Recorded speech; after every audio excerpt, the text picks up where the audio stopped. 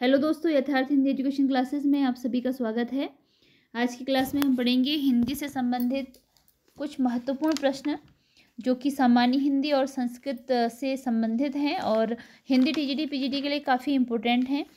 तो चलिए स्टार्ट करते हैं अपनी क्लास को। पहला प्रश्न है आज का, ताम्रचूर्ण किस अर्थ में प्रयुक्त होता है? ताम्रचूर्ण का अर्थ बताना है कि ताम्रचूर्ण का अर्थ क्या होता है। ऑप्शन है कोयल, उल्लू, मुर्गा, कौवा। राइट आंसर ऑप्शन सी है इसके लिए, मुर्गा। ताम्रचूर्ण का अर्थ होता है मुर्गा, अर्थात कि ताम्रचूर्ण मुर्गा का पर्यायवाची है।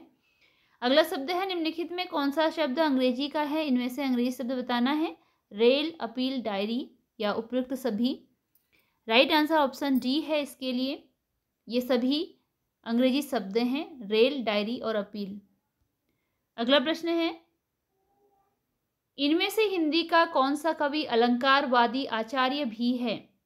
हिंदी का कवि जो कि अलंकारवादी आचार्य भी है। राइट आंसर ऑप्शन बी है केशवदास। केशवदास अलंकारवादी आचार्य भी हैं। अत्यधिक अलंकारों का प्रयोग करने के कारण इनकी रचना जो रामचंद्रिका थी उसे छंदों का अजायब घर यह नाम भी दिया गया है। पंजाब वीर है में कौन सी शब्द शक्ति है? पंजाब वीर है में शब्द शक्ति बतानी है कि कौन सी है। ऑप्शन सी राइट आंसर है लक्षणा। ऑप्शन बी राइट आंसर है लक्षणा। जनार्दन किस अर्थ को व्यक्त करता है? जनार्दन का अर्थ बताना है, अर्थात कि जनार्दन किस शब्द का पर्यायवाची है यह आपको बताना है। राइट आंसर ऑप्शन ए है विष्णु का। जनार्दन विष्णु का पर्यायवाची है। उपकार को न मानने वाला कहा जाता है। जो उपकार को न माने उसके लिए एक शब्द क्या होगा? ऑप्शन बी कृतघ्न। जो उपकार को नहीं मानता है उसे कृतघ्न कहा जाता है।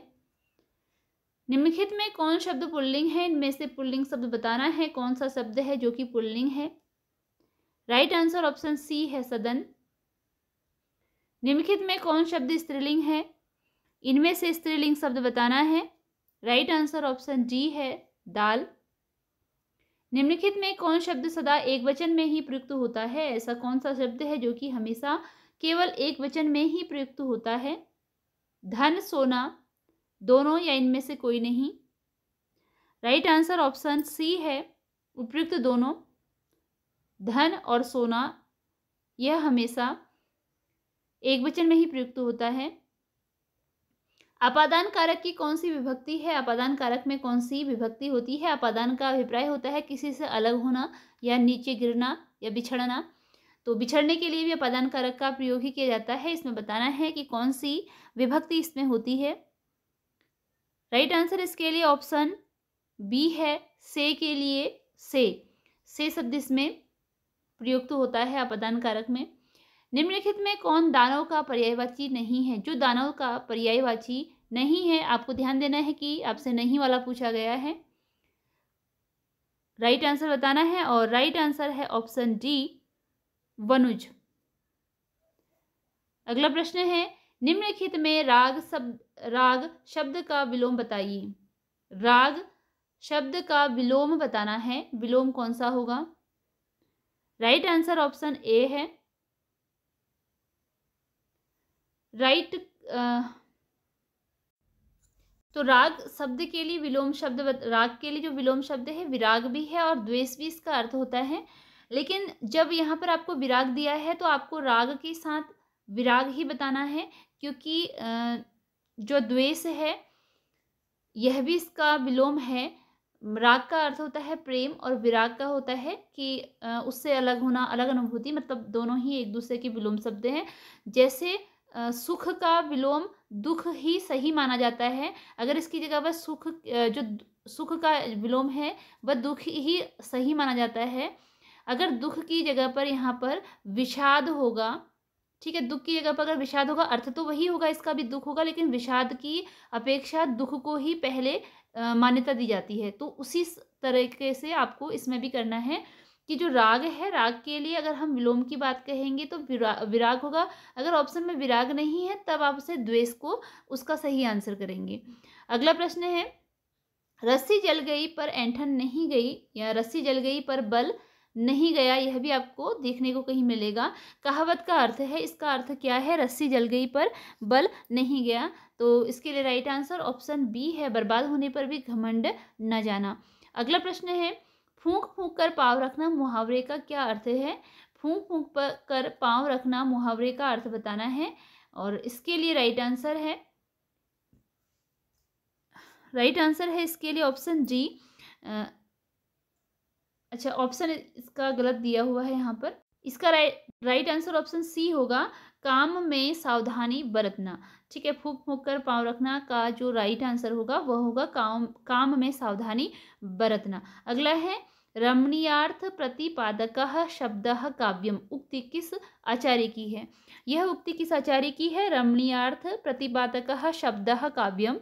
उक्ति बतानी है कि किसके द्वारा यह उक्ति प्रयुक्त की गई है। राइट आंसर ऑप्शन डी है, पंडित जगन्नाथ के द्वारा यह कहा गया है। रस सूत्र के प्रणेता आचार्य हैं। रस सूत्र के प्रणेता आचार्य कौन है? राइट आंसर इसके लिए ऑप्शन ए है, भरत मुनि। ऑप्शन ए राइट आंसर है, रस सूत्र के प्रणेता आचार्य भरत मुनि है। हास्य रस से परिपूर्ण नाटक क्या कहलाता है? जो नाटक हास्य रस से परिपूर्ण होता है उसे क्या कहते हैं? इसके लिए राइट आंसर ऑप्शन सी है, उसे कहा जाता है प्रहसन। जो नाटक हास्य रस से परिपूर्ण होता है उसे प्रहसन कहा जाता है। इनमें से रस का अवयव कौन नहीं है? कौन सा है जो कि रस का अवयव, हिस्सा या भाग नहीं है? राइट आंसर ऑप्शन बी है, मनोभाव। यह रस का हिस्सा या अवयव नहीं है। स्थायी भाव, विभाव और अनुभाव इसके भाग हैं। सपरिवार शब्द में कौन सा समास है? सपरिवार शब्द में समास बताना है। और इसके लिए राइट आंसर है ऑप्शन सपरिवार। इसके लिए यहाँ पर आपको ऑप्शन नहीं दिया गया है जो सपरिवार है। बुक में तो इसका आंसर बहुव्रीहि दिया है, लेकिन सपरिवार क्योंकि एक अव्यय है तो इसमें आपका अव्ययी भाव समास है। अव्ययी भाव समास है क्योंकि अव्यय क्या होता है? जिसमें कि कोई परिवर्तन नहीं होता है, तो अव्ययी भाव समास है इसमें। राइट आंसर इसका अव्ययी भाव समास होगा। फिर भी आप इसे एक बार देख लीजिए कि सपरिवार शब्द में कौन सा समास होगा। बुक में इसे बहुव्रीहि समास दिया गया है।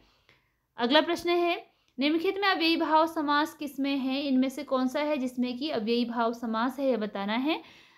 भूखा प्यासा, पंच प्यारे, नवरत्न या आजन्म। तो इसके लिए राइट आंसर ऑप्शन डी है, आजन्म। इसमें अव्ययी भाव समास है। आजन्म में अव्ययी भाव समास है। जबकि जो भूखा प्यासा है यह द्वंद्व समास का उदाहरण हो गया। पंच प्यारे और नवरत्न, तो ये जो संख्यावाचक होते हैं ये द्विगु समास के उदाहरण होते हैं। अगला है, निम्नलिखित में शुद्ध वाक्य कौन सा है? आपको इसमें शुद्ध वाक्य बताना है कि कौन सा है जो शुद्ध वाक्य है। और ऑप्शन बी राइट आंसर है, वह गाते गाते अपने को भूल बैठी। अगला है, निम्नलिखित में कौन सा शब्द शुद्ध है? इनमें से शुद्ध शब्द बताना है जो शब्द का शुद्ध रूप है।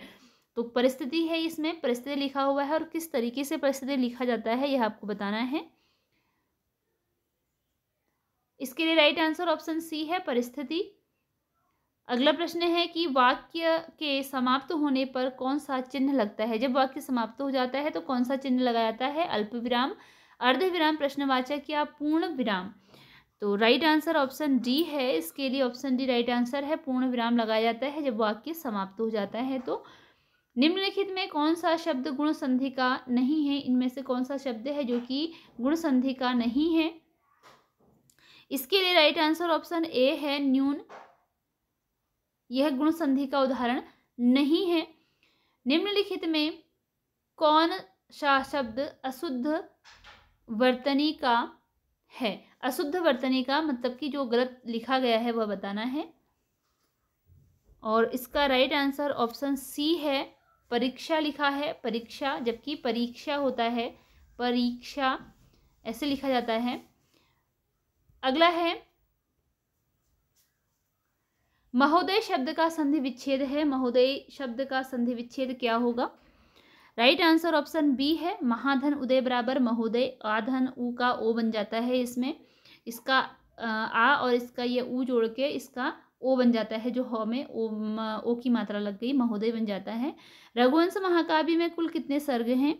रघुवंश महाकाव्य के कुल सर्गों की संख्या बतानी है। ऑप्शन डी राइट आंसर है इसके लिए। 19 है रघुवंश महाकाव्य में सर्गों की संख्या।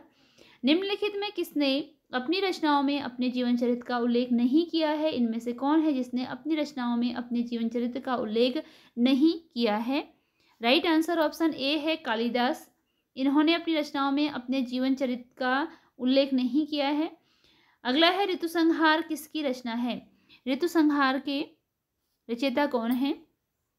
ऑप्शन सी है कालिदास की रचना है ऋतुसंहार। कुमार संभवम की कथावस्तु किस पर आधारित है? जो रचना कुमार संभवम है इसकी कथावस्तु किस पर आधारित है बताना है आपको। राइट आंसर ऑप्शन बी है शिव और पार्वती पर आधारित है कुमार संभवम की कथावस्तु। कौन सा ग्रंथ भवभूति का है? इनमें से भवभूति के ग्रंथ का नाम बताना है। राइट आंसर ऑप्शन जी है उत्तर रामचरितम। निम्नलिखित में अव्ययी भाव का समास का कौन सा शब्द है? इनमें से अव्ययी भाव समास का शब्द बताना है। राइट आंसर इसके लिए ऑप्शन ए है यथाशक्ति, सॉरी यथाकमम। यह जो है अव्ययी भाव का समास का उदाहरण है। अगला है पुरुषोत्तम में कौन सी संधि है? पुरुषोत्तम में संधि बतानी है। ऑप्शन बी राइट आंसर है गुण संधि है इसमें पुरुषोत्तम में। मनोयोगः का संधि विच्छेद है। मनोयोगः का संधि विच्छेद इनमें से कौन सा होगा? राइट आंसर ऑप्शन सी है मनः धन योगः बराबर मनोयोगः। रामष्टिकते में कौन सी संधि है? रामष्टिकते में संधि बतानी है। ऑप्शन डी स्टुनाष्टु संधि है इसमें। ऑप्शन डी राइट आंसर है। मनस्टिके में स्टुनाष्टु संधि है। ये संस्कृत की संधियां हैं, ठीक है, ये संस्कृत की संधियां हैं। अगला है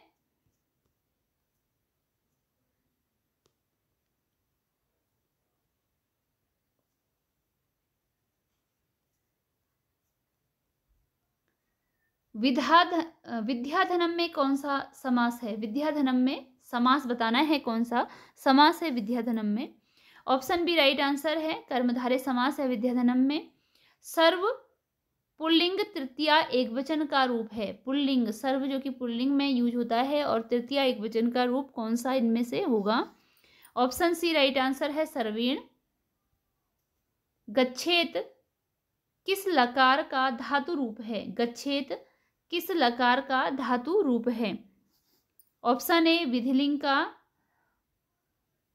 आत्मन शब्द का पंचमी बहुवचन का रूप है। आत्मन शब्द का पंचमी बहुवचन का रूप बताना है कौन सा है? ऑप्शन जी राइट आंसर है आत्मव्यय है। फलम शब्द है। फलम शब्द क्या है? ऑप्शन बी राइट आंसर है यह नपुंसक लिंग है। इसी के साथ ये वीडियो यहीं पर एंड होती है। मिलते हैं अगली वीडियो में कुछ नए प्रश्नों के साथ। धन्यवाद।